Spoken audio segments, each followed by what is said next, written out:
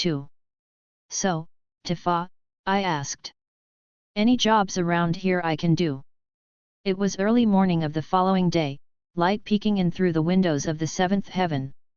I was finishing breakfast as I sat at the bar, but the room was empty except for Tifa and I. As it was posted on the sign next to the door outside, the seventh heaven wouldn't open until later in the day. It was pretty much a dinner and drinks place and was barely inhabited until evening. I liked it better this way, though. It was a lot quieter, and I'd never been fond of crowds. After returning from Jessie's place last night, I had eaten the dinner that Tifa had kept in the oven for me.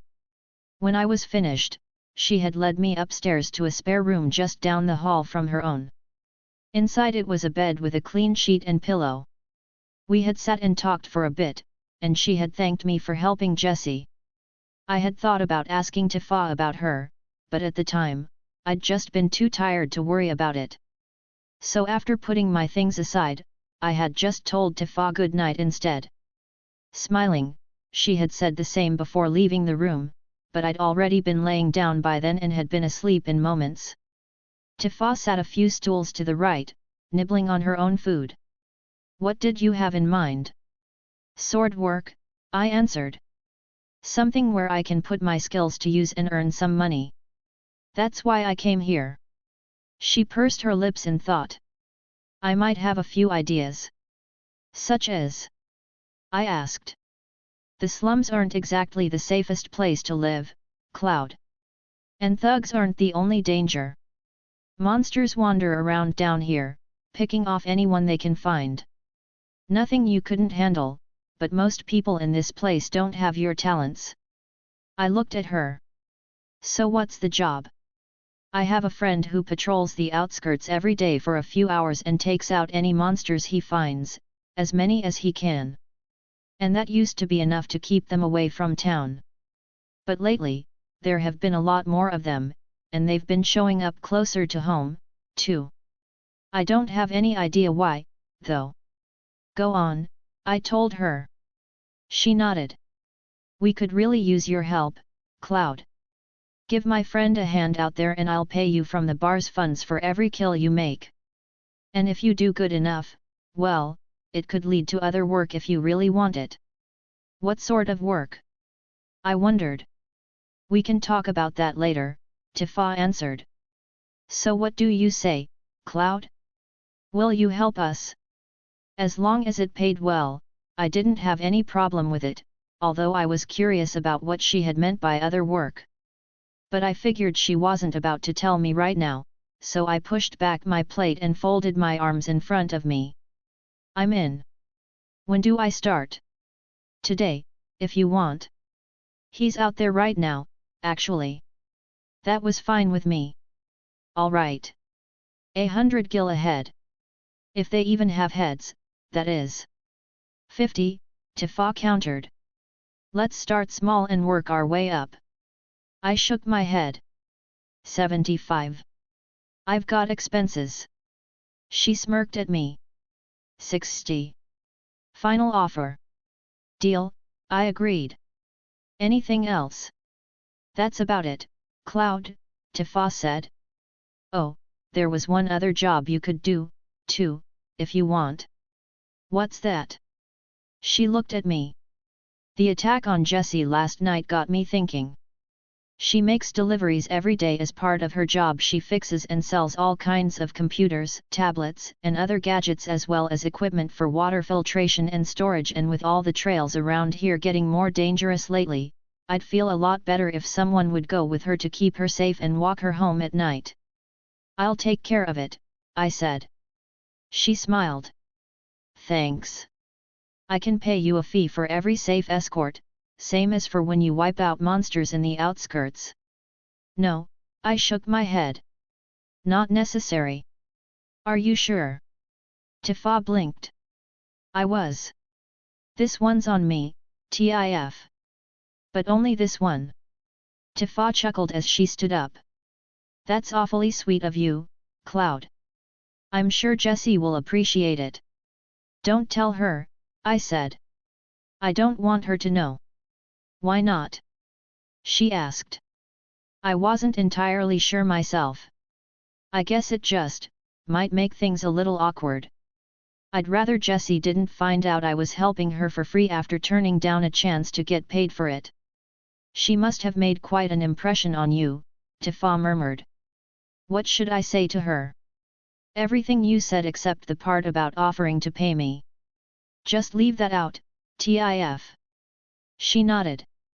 All right, Cloud.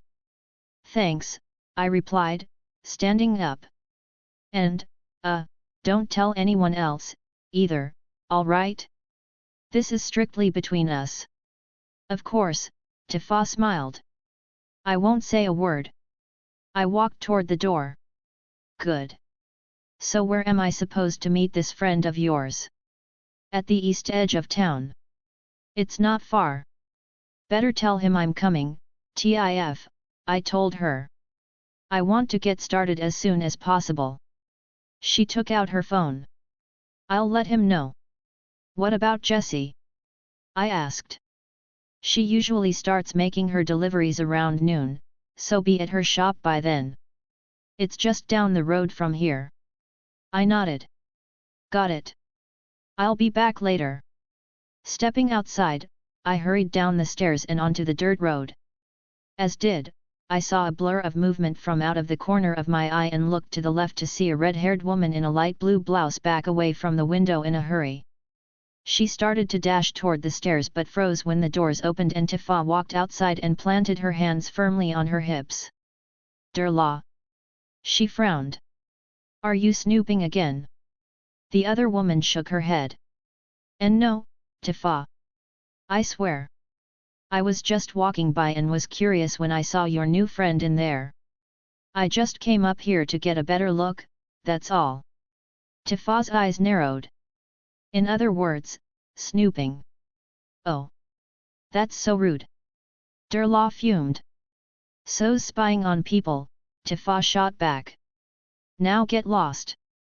Derla ran down the stairs and brushed past me but turned around to glare at Tifa. Just you wait. I'm gonna get the scoop on your friend, you'll see. It'll be big. Really big. Then she ran away. After she was gone, I glanced over my shoulder at Tifa. Who the hell was that? Derla, Tifa sighed. The local gossip. What's her deal? Tifa crossed her arms beneath her considerable chest. She's always sneaking around and butting into everyone's business. I've had to shoo her away from here more than a few times. She's nosy as hell, spreading rumors and stories to whoever's willing to listen. Trouble is, she usually only gets about half of it right at any given time. And that's caused a lot of frayed nerves amongst the people here. Think she'll be a problem? I frowned. I don't know, Cloud, Tifa said. But I'll keep an eye on her. Putting it out of my mind for now, I nodded and walked down the road, stepping aside as some kids ran past, a boy in a white t-shirt and shorts chasing after a little girl in a green skirt and blouse. Ignoring the ruckus of their teasing and laughter, I sighed and went on. People came and went all around the slums, walking down the road or ducking into buildings or side streets, and a bustle of activity filled the place despite the gloominess of the surroundings. Like me, most people went on foot to get anywhere. I noticed a few rusted cars parked here and there, but I didn't see anyone actually drive one. And with how narrow and dirty most of these roads were, I wasn't sure it would have been a good idea anyway. Not that most people here could have afforded one in the first place. I drew a few curious looks from passers-by but paid no attention to them as I made my way towards the eastern edge of the shanty town. It wasn't long before I got there. Only a few people wandered around out here, and it was quieter than in the middle of the settlement, for which I was more than a little glad. I looked around, scanning the area for the guy Tifa had told me about. She hadn't said what he looked like, but I figured I'd know him when I saw him. Hey! A voice called. Over here. You're Cloud, right? I looked to my right to see a large guy with a red bandana walking toward me. He didn't seem to be much more than a kid, his round face not having a trace of hair anywhere on it. Not that mine did, either, but I was sure I was still a good couple of years older than him.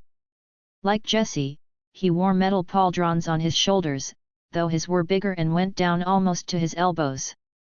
Over his light yellow shirt, the guy wore a wide leather ammo belt filled with rounds, and a row of hand grenades hung from another belt fastened over the waistband of his dark blue shorts. Cradled within his bare forearms was a large black firearm, a combination assault rifle and flamethrower, and his fingers held it comfortably as he grinned at me, tufts of dark hair hanging beneath his bandana. I sighed. Yeah. That's me. Great. I'm Wedge. Tifa called and said you were gonna come and give me a hand out here.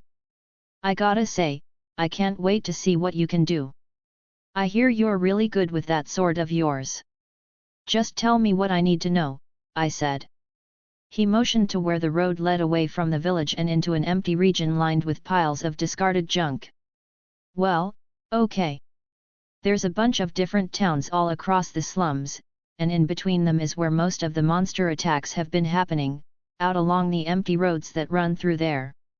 Where are the monsters coming from? Dunno, Wedge shrugged. Nobody does, really. Some say they're sneaking in from the Badlands outside. Others say they escaped from a Shinra research facility. There are a few different kinds, but usually we just see eaters out here by Sector 7. I frowned. Eaters. He nodded. Whole eaters. Bug-like things with lots of legs and big mouths. They're pretty fast and attack in packs. They also hang around that abandoned expressway over in Sector 6, I think. Fine, I brushed past him. Let's go. Sure thing. Oh, and Tifa told me what you did for Jessie last night. She's a friend of mine, too. Thanks for helping her out, Cloud. I'm glad she's okay. Maybe we can all go to the bar later on and have a drink and some food and hang out for a while. I shook my head as I walked away. Not interested. Well, maybe some other time, he said. I doubted it. I didn't mind seeing Jessie, there was something about her that intrigued me. But I didn't want to be sociable with anyone else. I was here to make money, not more friends. That was all I really cared about, and it was the only reason I had come out here with Wedge. But instead of being mad or offended, he just shrugged off my indifference and followed me as I made my way into the outskirts. Hi, Tifa. Jessie chirped over the phone. What's up? I was inside the seventh heaven, wiping down the bar with a clean rag and getting things ready for tonight's crowd. It was about 11 in the morning, and Cloud was still busy fighting eaters with Wedge. He'd be back soon for lunch, though, before leaving again to escort Jessie on her deliveries for the day. Monster and bandit attacks didn't happen as much during the day as they did at night, but it wasn't unheard of. And as I had told Cloud earlier, there had been more of them lately. At least this way, Jessie would be safe. She was like my little sister, even though at 23 Jessie was actually 3 years older than I was. I guess being so small and slender made her seem younger than she actually was. I didn't think there was anyone in Sector 7 who wasn't taller than her besides the kids that were always playing around outside. But Jessie had more than enough spunk and spirit for someone twice her size. I tucked the phone beneath my chin as I worked. Just checking in on you, Jessie. You gave me a hell of a scare last night. Sorry, she said. I was lucky Cloud showed up when he did. You sure were. You've got to be more careful. I know you need the parts, Jessie, but it's not worth getting hurt or worse. Not even for what we're doing. Your life is much more important. Jessie didn't argue. I know, Tifa. And I will, I promise. Thanks for sending Cloud after me. Just looking out for my kid sister, I smiled. Ha! I thought you were my little sister, Tifa. But really, you should have seen Cloud in action. He was incredible. He swept in right in the nick of time and saved my bacon. It was like being in one of those silly action movies and he was the hero coming to rescue me. I laughed. I guess you like him, then. He is really cute, Jessie gushed. Can't argue with that. He'll be over there to see you at noon before you head off to start your deliveries. Her voice was an excited squeal. Really? Yeah. I asked him to go with you and make sure you get to where you're going in one piece. And he'll be walking you home at night, too. Those thugs nearly killed you, Jessie. I'm not about to risk letting them have another chance at it. I hear you there, Jessie agreed. Thanks. I went on. You can thank me by sticking close to Cloud whenever you two are out there traveling across the slums. And by not taking any more stupid risks such as stealing from dangerous criminal syndicates like the Vice Gang. Is that clear? Like a bell. Tifa, do you think he'll help us? You mean about what we're planning? I asked. I'm not sure. But I hope so. We could definitely use him. Jessie laughed. I'll say. If he keeps on fighting as good as he looks, we'll be in great shape. I think so, too. But I still have to convince Barrett. Yeah, she replied. That's not gonna be easy, though, is it? I shook my head. You know how he is, Jessie. That's why I offered Cloud some other work in the meantime. Something Barrett can see for himself. If Cloud does well enough, and I'm sure he will, that'll show Barrett we can rely on him and that he can do the job. I hope you're right, Tifa. Should I tell Cloud what we're up to? Or keep my cards close to the chest? Don't say anything, I answered. I'll tell him when it's time. Got it. Anything else? There was, actually, now that I thought about it. Do you still have that gun Biggs gave you? Yeah, Jessie said. It's at home. Why? You should take it with you on your trips, just in case. And go get some target practice while you're at it. It'll be better for you if you have something to fall back on. And while we're on the subject, I'd like to do some more sparring with you this week, too. Jessie giggled. Yes, Mother. Smart ass, I grinned. I'm just worried about you, Jessie. I know you are, Tifa. And I really appreciate what you're doing for me. What you're having Cloud do for me. I smiled. Hey, that's what sisters are for, right? You bet. Oh, and Tifa, I know I was a total idiot for stealing from Vice, but that microchip did do the trick. Are you sure? I asked. Jessie snickered. You bet. Those guys didn't even know what they had. They just steal whatever they can get their hands on and sell it if it looks valuable enough. But, Tifa, it does work. I tested it this morning. The casing's ready, so we only need a few more components along with the access codes and we'll be in business. Barrett'll be happy to hear that, I sighed. Are you okay, Tifa? I stopped scrubbing the bar for a moment and leaned against it. I don't know, Jessie. I'm concerned about where this is all going, about what we're trying to do. Putting up posters across the slums and talking to people is one thing, but this. I get what you're saying, Jessie said. And I'd be lying if I told you I didn't have any doubts myself.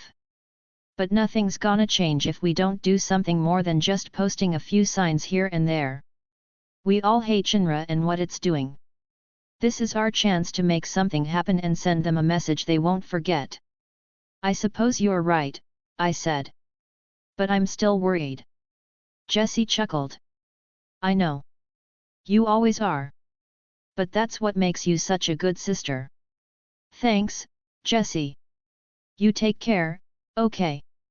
You too, Tifa, she said. Bye. We both hung up, and I slid my phone into the front pocket of my black miniskirt. Although I knew Jessie was right in that we needed to take more definitive action for our cause, unease still filled my heart at the thought of what we were going to do. I knew that if we did succeed, Shinra wouldn't let it go unanswered. And that scared me and had kept me awake at night more than once lately. But there wasn't much I could do about it. I knew Barrett wouldn't change his mind. Our path was set. Another month, maybe 2, and we would be ready. I only hoped we wouldn't regret it. And then there was Cloud. I couldn't put my finger on it, but there was something a bit odd about him. He was himself, and yet he wasn't. Maybe my memories were just playing tricks on me. It had been a long time since we had last seen each other, after all. Not since we were kids. But I couldn't quite bring myself to believe that. I would have to watch him for a while longer to be sure. Since he was so interested in money, I knew I had a way to keep him around. Paying him to clear out Eaters with Wedge was a start, at least. And it would keep him busy, as would escorting Jessie on her trips. So I still had time.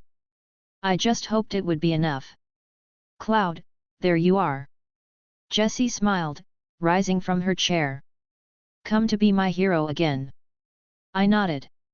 If need be. You ready? We were in her shop, a small building of wood and metal sheets. It actually seemed to be a bit bigger than her house, but considering what she did for a living, I could see why. Shelves of assorted computer parts and electronics lined the back wall, and along the left side of the room leaned a large collection of pipes, tanks, pumps, filters, and other water filtration and storage equipment. Behind a long L-shaped desk that sat across from the door, Jessie turned to the computer next to her, tapped a few keys, and then turned it off. I'll be just a minute, okay? Gotta get everything together first. Stepping over to the shelves, she scanned them for a minute before taking a few items off and putting them in a small wooden crate sitting on her desk. When she was finished, Jessie walked over to the left wall where the water supplies were, tapped her tablet a few times, then took a pair of small tanks, a filter of some kind, and a few valves and placed them in the crate as well. She swung the lid closed, latched it, and tried to pick it up but without much success. Packed it a bit too heavy this time, I guess, she chuckled, flashing me a sheepish grin. How about giving a girl a hand, Cloud? I walked over to Jessie and took hold of the crate. Guess you don't travel light, do you? She laughed. Not really. Keeps me in business, though. Where do you want it? I asked. I've got a little cart outside you can put it on, Jessie said. There's no way I could carry that thing everywhere. I followed her out the door. You get around. Yep. All over the slums, Cloud. I'm a girl in demand. People need fresh water to drink and for their vegetable gardens and such. And I do a lot of on-site repairs and service, too. Both for water filtration as well as the gadgets and tech support. Jessie led me around to the left side of her workshop, where a small cart with a slim metal handle on the back stood next to the outer wall. While she held the cart steady, I carefully put the crate inside. I glanced at her when I was finished. All set. Thanks. She replied. I'll just roll it along as we walk. Grasping the handle, Jessie turned the cart around so it was facing the road. Then we got moving, walking to the front of her shop, where she paused for a moment to duck inside. When she came back out, she was holding a small black toolbox in one hand. She slid it into the cart next to the crate, then locked the door before taking hold of the handle again and getting underway. I motioned to the cart. Got everything now?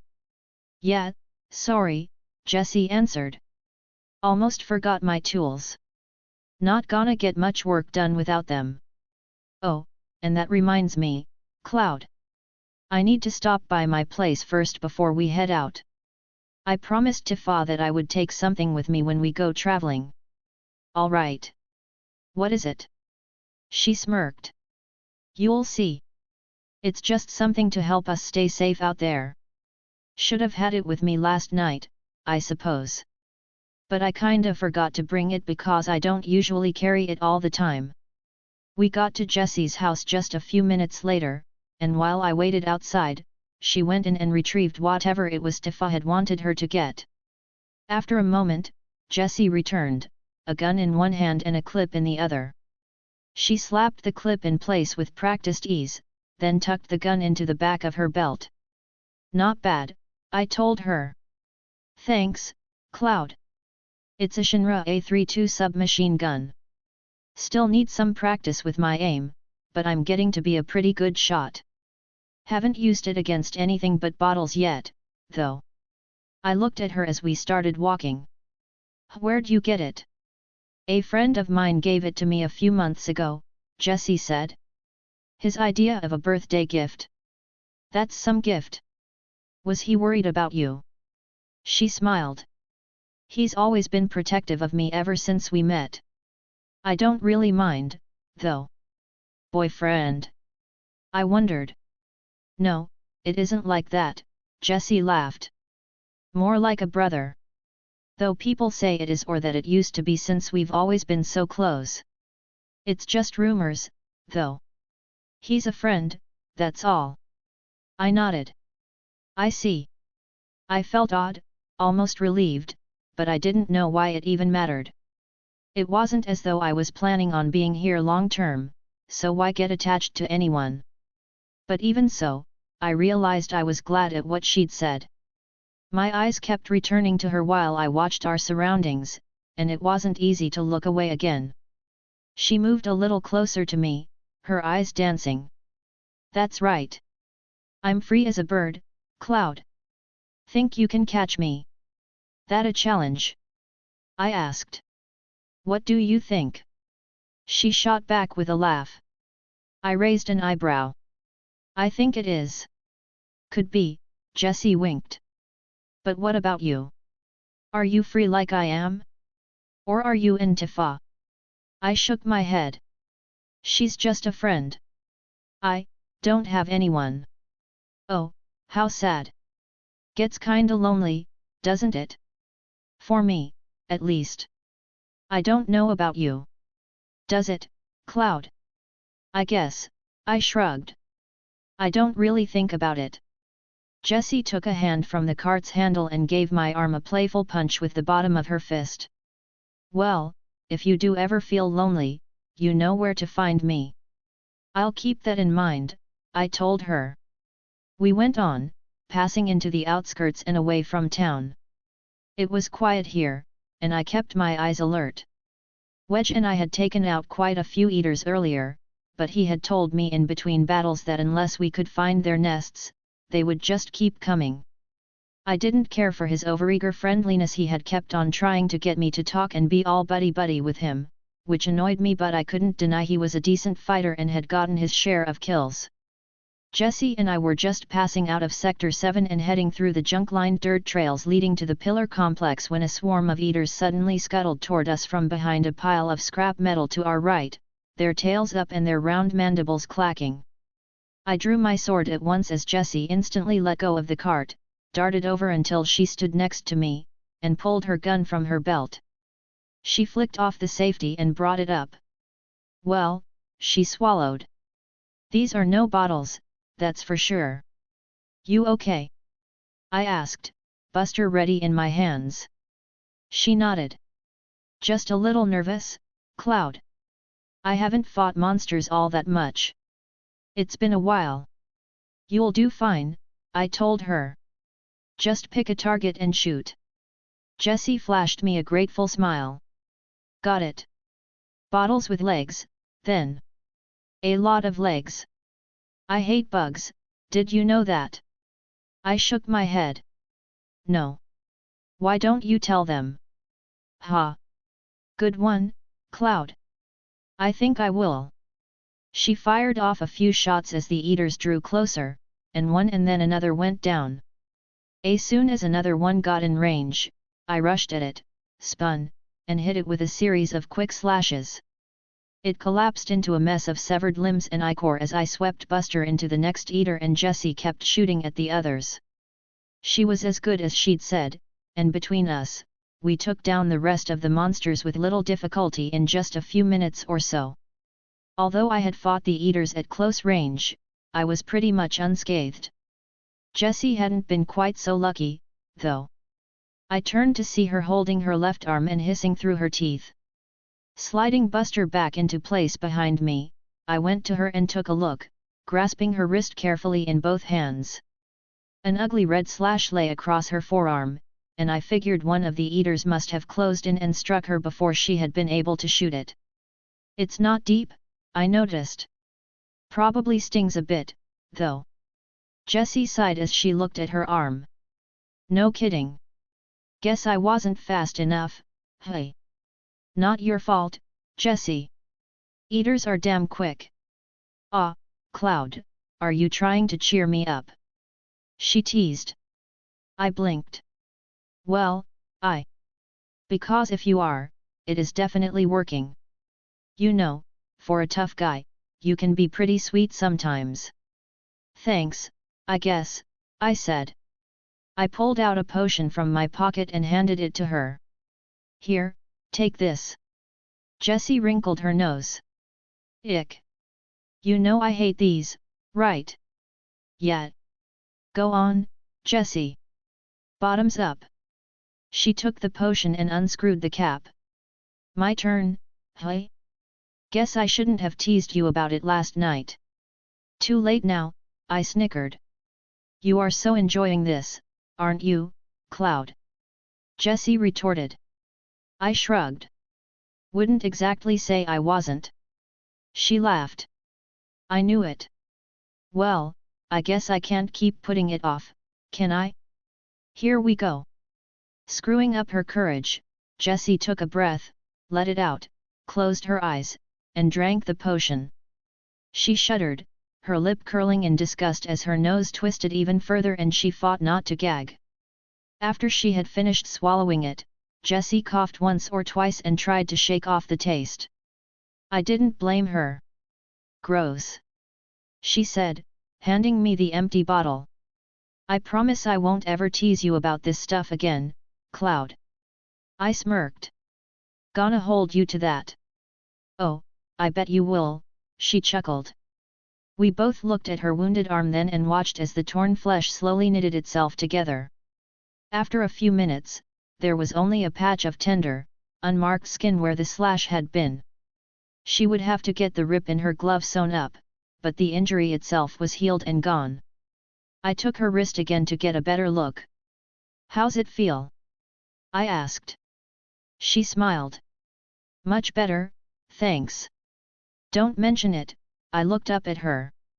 It'll be a little sensitive for a few hours, but you'll be fine. Well, I guess I have you to thank for that, don't I? I nodded. And that nasty potion? Jessie laughed. Don't remind me. We've gotta stop somewhere so I can get a drink to wash it down. We'll find something, I promised. Thanks, she replied, gazing shyly at me. Cloud. I moved a little closer. Yeah, Jessie. Are you gonna let go? Not that there's any rush or anything, mind you. It's kinda nice, actually. What? My eyes widened and I glanced down again. I was still holding onto her with one hand, only somehow while we had been talking, my gloved fingers had slid down from her wrist until they were clasping hers. I must have meant to let go of her before but had gotten so absorbed in our conversation that I'd forgotten. Now I did let go, stepping away in a hurry. I couldn't quite meet her eyes. Sorry, I didn't realize. It's okay, Jessie murmured, turning me to face her. You didn't do anything wrong. I really liked it. You did. I blinked. Her mouth twisted into a wry grin. What girl wouldn't? I scratched my head.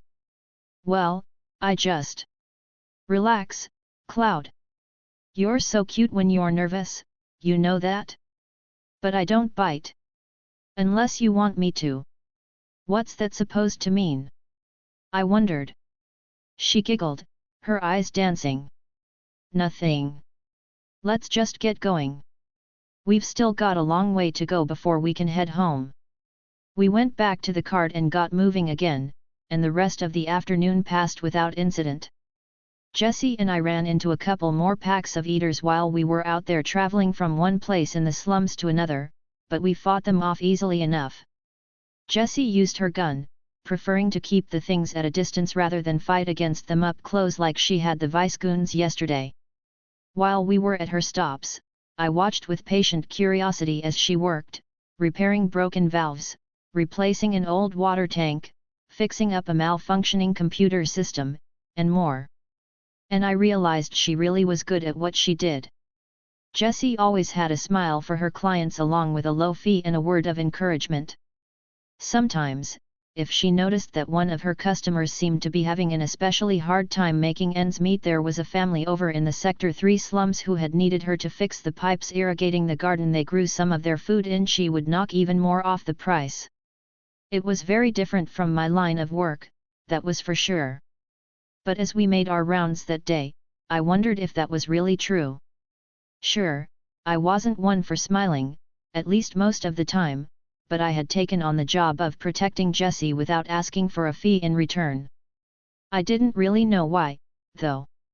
Maybe it was just a favor for Tifa, since I knew how much it would upset her if anything were to happen to her friend. That must have been it. But as my eyes found Jessie's now and then while we walked, I couldn't ignore the thought that there might have been more to it than that. Maybe. I just didn't know.